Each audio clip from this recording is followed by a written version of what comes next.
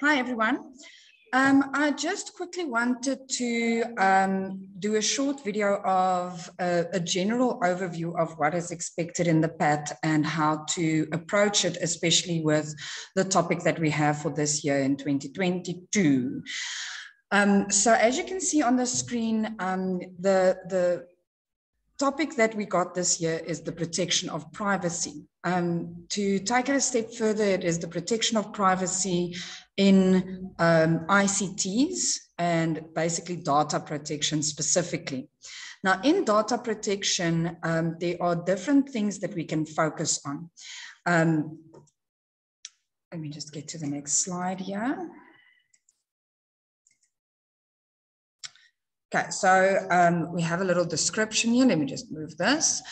Although ICTs have made our daily lives convenient and have placed information within easy, immediate reach of most people, we have to be aware of some of the potential challenges, and I would like to say the risks that arise from this progress. While information and transactions over the internet, our private information may be made available to others, often without us realizing the extent of our loss of privacy. We'll look into that a little bit further now. Here's just a few things we can look at. So our personal data, what type of personal data are we talking about? Our identity, we all know of identity theft and the risks of that. Your demographic data in terms of your work history, your address, obviously the address is something of big concern. Your location. If you look at some of the other things listed here, communication, the things we communicate often and interact with, statistics, shared bookmarks, posts online, podcasts, software. People use this type of information to do targeted advertising, which is one of our focuses that we can look into. So have you ever noticed if you look for something on the internet, anything, like you want to look up information on COVID, for example, suddenly you are getting these advertisements and pop-up ads on COVID everywhere. If you look for a specific thing that you would like to buy, suddenly in your Facebook feed, you get these little pop-up ads. So people use your browsing and your interests and things that you look up to target advertise, send targeted advertisements to you. On this side, you can see there's some financial interests, protecting your data in that sense, and even looking at companies that work with other people's portfolios and finances and things and how to protect that. I'm going to go on from there because that's a bit overwhelming. So I would like to get to the list where we can focus. Let's just quickly go through these things. How loss of privacy occurs.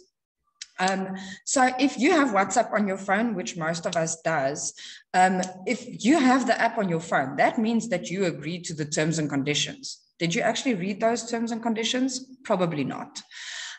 In those terms and conditions, you agreed to certain things, certain private, for them to use certain information of yours in a certain way, and you don't realize, but you agree to those terms and conditions. So this says people are often required to accept terms and conditions when downloading apps and may require them to share their private data in exchange for such apps. So you just agreeing to terms and conditions, you don't even realize it, but you've agreed that they can maybe use your cell phone number and share it with third parties to contact you for loans or selling you a cell phone contract or whatever the case may be. For all we know, you've actually agreed to that in your terms and conditions.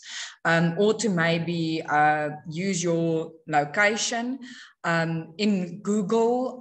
If you have a Gmail account and all your settings on your cell phone is set to that, they can actually use your location. Have you ever seen these pop-ups where they ask you, like, how was McDonald's if you visited McDonald's yesterday, or how was the library if you went to the library yesterday? They track your location and ask you to review places and things like that. You agree to that. Your privacy settings, your settings on your phone is set that they can record your location. This is also called cookies. When you browse the internet, they will tell you, ask you whether you accept cookies. Cookies will then personalize your content, add advertising, provide social media features, and analyze how the website is used. When these cookies are accepted, you give consent to the processing of your personal data, which may include sharing your data with third parties. So people can contact you with targeted advertising. You agree to it. You know, sometimes we sit and we say, how are these people phoning you? Where did they get your number? Meanwhile, you agreed to it and you didn't even know it. Hidden data, so the collection or unknown technical processes in smartphones could lead to less privacy, essentially with regard of Internet of Things. This is now that location thing I talked about. On your smartphone, you have a built-in device that tracks your location, and whether you are using that actively or not, they record it and they can ask you or questions about where you were, or see that you often go to these places and use that information to send you advertisements or to try and sell you certain things, etc., etc. Apps can ask for your access to your location. We spoke about that now. Let's not waste too much time.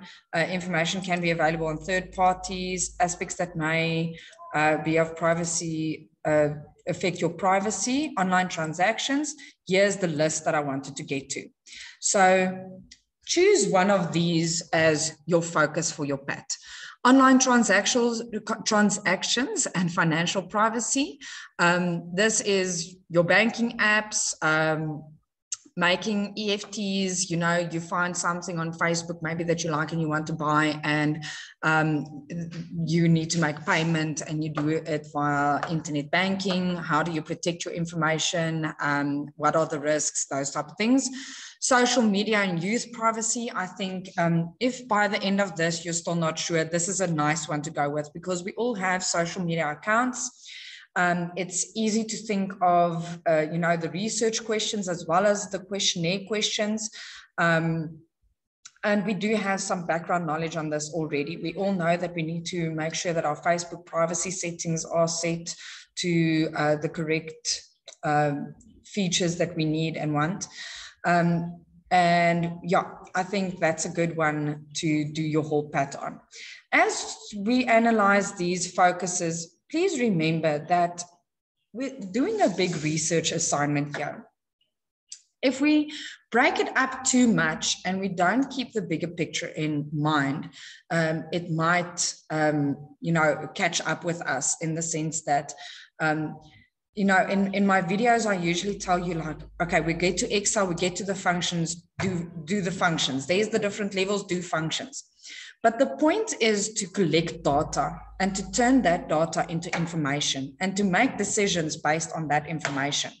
For example, if I'm taking social media now, and in my questionnaire, I've asked questions like, you know, individually, how many social media accounts do you have? Have you looked into the privacy settings of each of those accounts? Yes or no? How often do you revise your privacy settings on your social media accounts? Once a month, once a week, once a year, what? How often do you change your password? You know, and you need numerical data to work with. And now I can go do an average on that and see, okay, on average, how many social media accounts do people have from collecting this data, right? And then maybe how often are people revising this? So count if yes, count if no. You know, you're not just doing a function to do a function. Now I have this data. Let's say I've got, out of the 25 people who answered my questionnaire, 18 of them have never personalize their privacy settings. That's a concern. Now I can make a decision on that. I can say, yes, this is good information because now I've processed my data, it's become information. 18 out of 25 people do not look at their privacy settings. Now in my findings in phase 3, I can make decisions. So the findings is, okay, now from looking at all the research that you've done, what did you find out? I found out that only 18 or 18 out of 25 people, in other words, my math is terrible. How many? 18, 19, 20, 7 people out of 25 actually look at privacy settings. So what do we need to do? We need to inform people. We need to help people understand the risks and educate them on where to find privacy settings and what are the settings that you need to have on to protect your data, etc., etc. So as we talk about what you need to do with a PAT, please keep in mind the bigger picture. You are doing a research assignment. You are collecting data and information in order to, at the end, create a website. And the website, the idea is, yes, it's for marks. We're marking it. It's for your PAT marks. But imagine that you really have to go and present this to people, that you really have to send your friends links to this website to inform them and to help them and to educate them on the problem that you've found. Now we first have to go and find out what the extent of the problem is. And that's why we're doing queries and functions and reports in Access and everything. So please make sure that you keep that in mind throughout the whole process. The POPI Act is something very interesting, getting to the next point here. The POPI Act is the privacy of, oh, now I can't remember, but it basically is about your privacy of your information. My kids have a swim school, so they go to swimming lessons. A couple of weeks ago, they posted on the group, according to the POPI Act, I am not allowed to take photos of kids in a group swimming and share that with other people, like look at my kids swimming, because other people's kids are on those photos and I'm invading their privacy. I need written consent before I can take photos of my classroom with learners sitting in it and share that on social media or with my friends at home or whatever the case may be, because I needed the permission from those people. So the POPI Act has obviously then more to do with laws, the laws around privacy of data and information.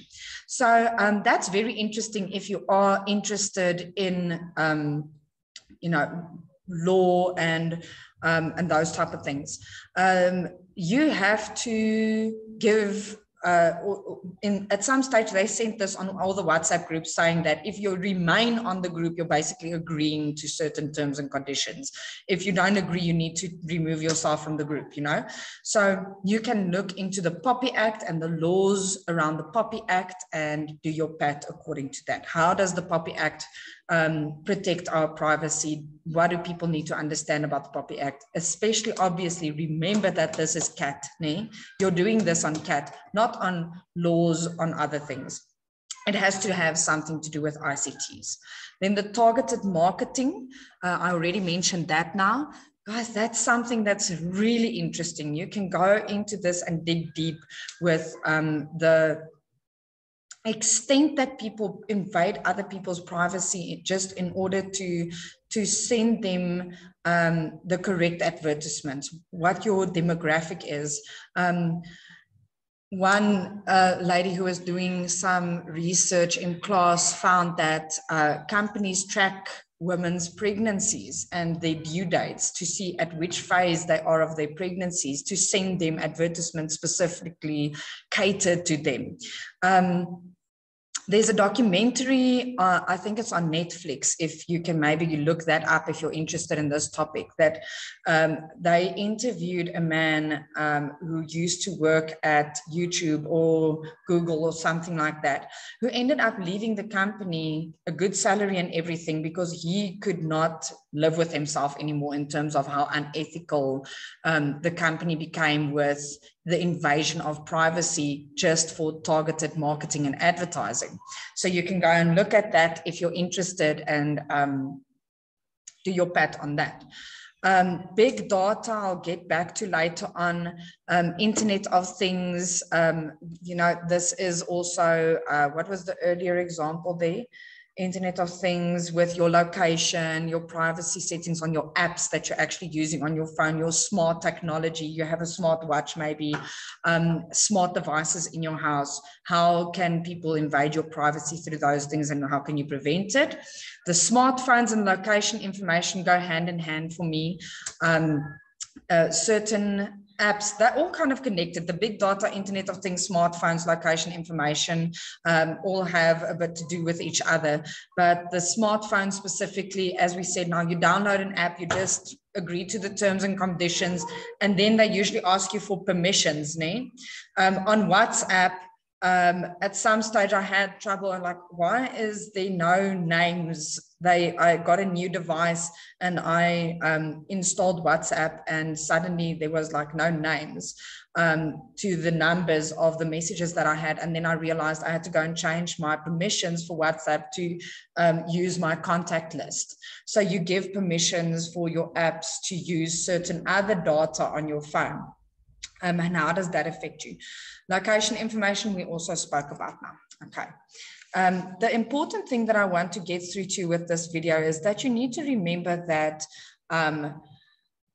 you have your 10 research questions. So first, I'm going to break this thing apart. If I'm using financial transactions and things as my example or my focus, I'm going to start by saying, what is a banking app? How is a banking app used? What percentage of the population use banking apps? What are the risks of banking apps? How do banks inform people of keeping your information private? So those are things that I can Google and I can find on the internet or through reading a magazine article or something, but we use that through the internet.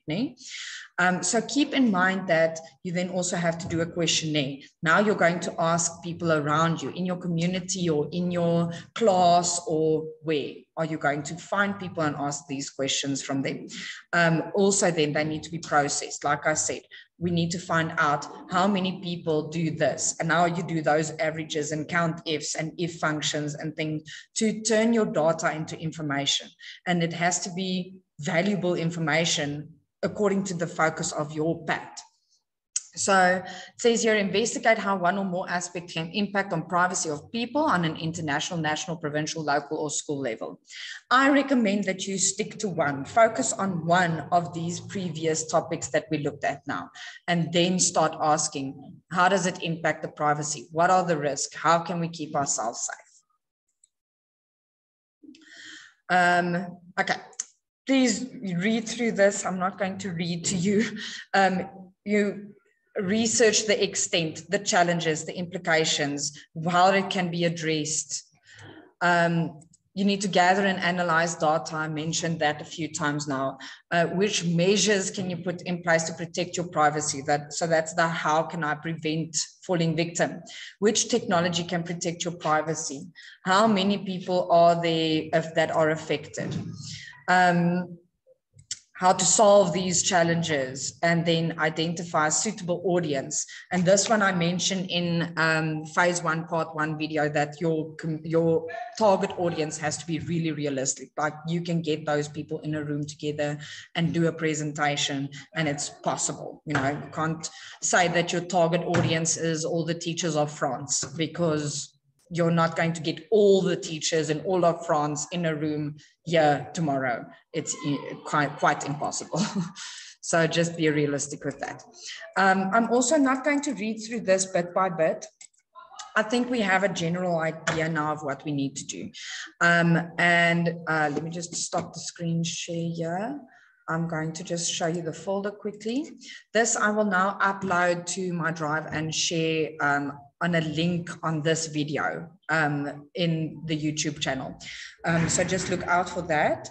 And this PowerPoint presentation that I had open here now is this one, the CAT-PAT22 presentation. You'll see there's a lot of other things in there. Some of it useful, some of it you can just scroll over, but just know that it is there and available for you if you want to refer back to anything or continue reading on the slides that I had open here now. yeah, I think I'm going to stop this video there. Please feel free to ask me any questions and good luck. You can go to phase 1, part 1 video now.